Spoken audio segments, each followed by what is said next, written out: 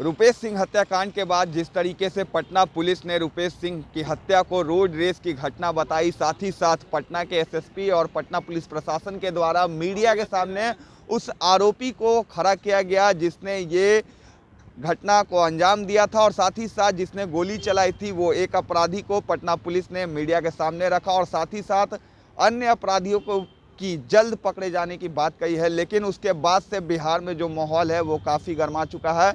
विपक्षी दल और जो कुछ नेता है बता रहे हैं कि ये ट्विटर्ड प्लान है और जिस तरीके से पुलिस ने जो आरोपी को सामने खड़ा किया है उसके बाद कई सवाल खड़े हो रहे हैं कि बिहार की जो सरकार है, कई ब्यूरोक्रेट्स और कई नेताओं को इस केस में बचाने की कोशिश कर रही है। और इसको ही लेकर आपको बता दें कि पूर्व मंत्री, पूर्व सांसद और पूर्व विधायकों का जो एक डेलीगेशन है वो बिहार के राज्यपाल से मिलने पहुंचा है। इस वक्त हम राजभवन के बाहर मौजूद है तो तस्वीर आप देख रहे हैं, ये तमाम लोग बिहार के राज्यपाल से मिलने पहुंचे हैं और साथ ही साथ इस जो हत्याकांड है, इस हत्याकांड में सीबीआई जांच की मांग कर रहे हैं। और इसको लेकर क्या कुछ कह रहे हैं अरुण सिंह, जो कि पूर्व सांसद रह चुके हैं, आप पहले सुनिए। हम सभी लोग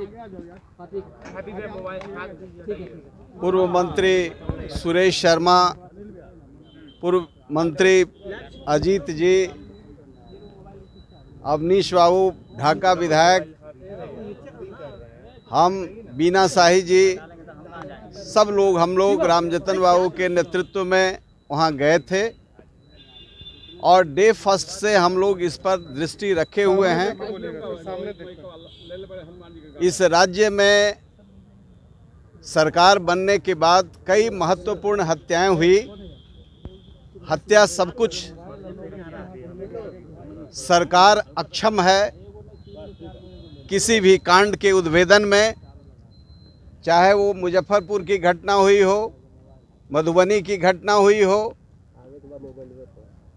पटना में जो घटनाएं हो रही हैं, पटना में 300 करोड़ की लागत से सीसीटीवी कैमरा लगाया गया और एक ऐसे आदमी का कोल्ड ब्लडेड मर्डर हुआ।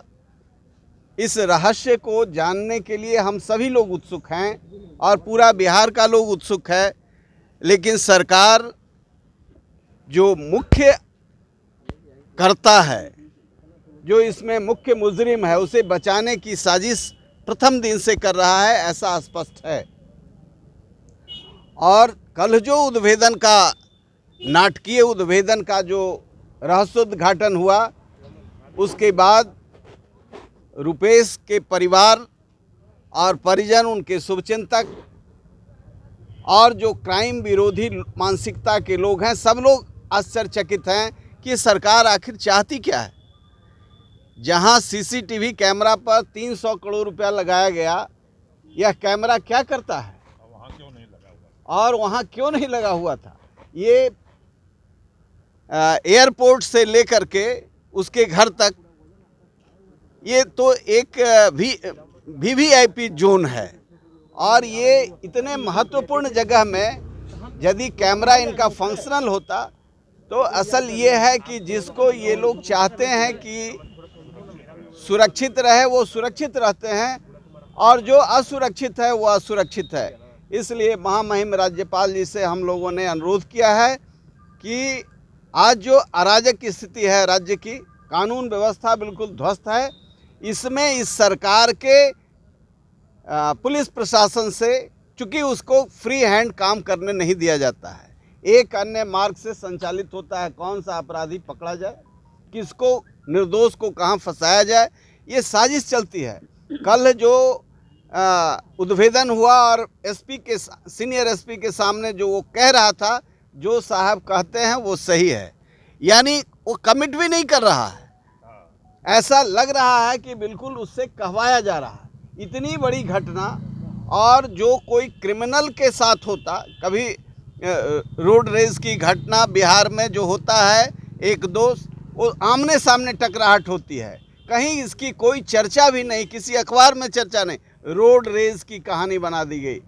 इसलिए ये सब बड़े ताकतवर लोगों के बीच कोई टकराहट होती है तो स्पॉट पर भी घटना होती है और उसके बाद में उसका फिर फैसला वहाँ नहीं हुआ तो बाद में होता है। बचा रही है क्या किसी को? इसमें कहीं ये जो घटना है, ये इसमें बड़े ब्यूरोक्रेट और बड़े पॉलिटिशियन को संरक्षित करने के लिए ये किया गया है।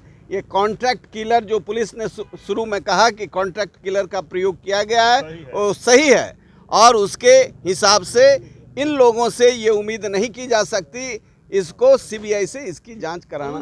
तो आपने सुना जिस तरीके से अरुण सिंह ने कहा कि जिस तरीके से सरकार कई ब्यूरोक्रेट्स और नेताओं को बचाने की कोशिश कर रही है, उसके साथ ही साथ और भी जो अन्य डेलीगेशन थे वो भी पहुंचे। उनका भी यही कहना है कि अब इस पर सीबीआई जांच की मांग हो। और खास करके हम आपको बता दें, ये तमाम जो पूर्व के नेता और सांसद विधायक हैं, ये ब्रह्मर्षि समाज से आते हैं और कहीं ना कहीं रुपेश सिंह भी ब्रह्मर्षि समाज से थे।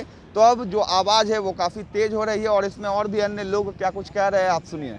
पुलिस ने इस घटना को रहस्योद्घाटन करने का घोषणा की। हम सब उनके पिता और परिजन के साथ बैठे थे। पटना पुलिस के द्वारा जो घोषणा की गई, उसको सुनकर सारे लोग, उनके परिवार के लोग अवाक और सन्न रह गए। बाद में उनकी पत्नी का भी बयान आया कि पुलिस दोषी को बचाने का प्रयास कर रही है। मीडिया ने इसको बड़े ही कारगर ढंग से उठाया था और बिहार के डीजीपी ने यह कहा था, बिहार के डीजीपी ने कि ये संगीन मामला है, सेंसिटिव मामला है, इसलिए हम 2 दिन के बाद नाम उजागर करेंगे। उसके बाद उन्होंने कहा कि इसमें कॉन्ट्रैक्ट किलर का इस्तेमाल किया गया है, इसलिए अरेस्ट करने में थोड़ा समय लग रहा है और पटना से गुजरात तक 200 स्थानों पर छापेमारी का पुलिस ने दावा किया। लेकिन कल जो कुछ हुआ वह खोदे पहाड़ निकली चूहिया। जिस व्यक्ति को, जिस एक युवक को सामने लाया गया, वह मीडिया से लेकर के आम जनता, किसी को यह बात पच नहीं रही है। कल ही उनके परिजनों ने हम लोगों से कहा कि आप लोगों के सबसे बड़ी मदद होगी कि राज्यपाल से मिलकर हम सीबीआई की जांच की मांग करा दीजिए। उसी सीबीआई की जांच की मांग के लिए हम सब लोग यहाँ आए और महामहिम राज्यपाल को हमने ज्ञापन सौंपा और सारी बात से अवगत कराया। और आगे आ जाइए अरुण जी।